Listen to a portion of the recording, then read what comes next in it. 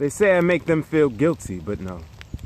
I simply use my wordplay to slay misconceptions of innocence bred by ignorance and pride, whereby you feel guilty when you are indicted by your own mind. I am a poet, at war with the times, biracial but black inclined in a time where having melanin's a crime, and overall acceptance requires staying in line with no question for what they define as culturally mine.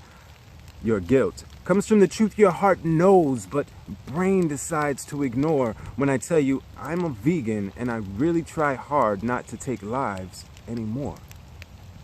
Wait, how long have you been vegan? It's the first shocked reply, which is usually followed by, what made you decide to value a life over meat and hide? So, my mandate is to paint the landscape with a compassionate fan base that has a deep understanding of the food on their plate, which has been used by the states that you only appreciate food that includes a carcass. Conditioned to think it's harmless, but as a people are facing hardships as propaganda targets. Usually after asking why, they want to know how. Because we've been conditioned to eat pigs, chickens, and cows, they might say, I could never give up bacon. There's usually at least one in the crowd.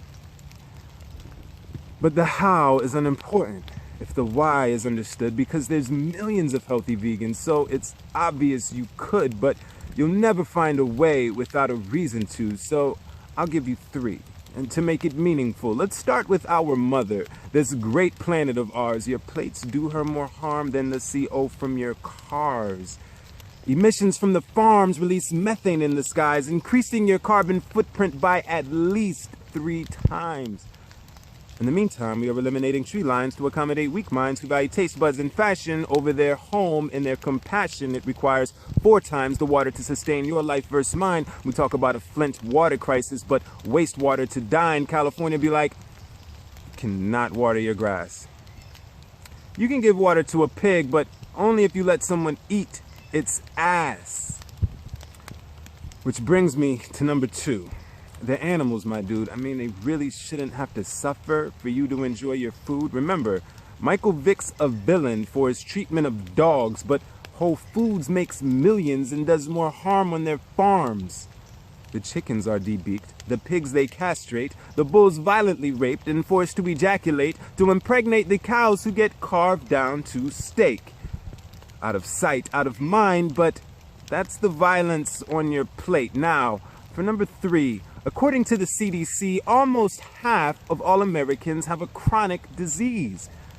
Among black Americans, there's this term called soul food, which seems to me to mean robbing a soul to feed you, which is why it's no surprise when our health is in decline. Diabetes is on the rise, especially with black guys. Heart disease is there too. Your organs will fail you, especially if you continue to ignore the foods that sustain you. If you were made to eat meat, you could pounce on a deer.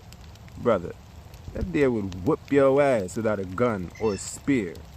Your teeth are too dull, your intestines too long, but they have you eating meat twice a day, like there's nothing wrong. Conditioned to be thick, and if not, we're insecure. One girl wanted to eat meat so her breasts and ass could endure. I mean, these are the things we value? Not the planet, not the animals, not even our health. Taste buds and sex appeal take precedence over all else. I mean, make you feel guilty? I suppose I do, because I expose the guilt that already lives inside of you and is societal. I am a poet. That is what I'm supposed to do.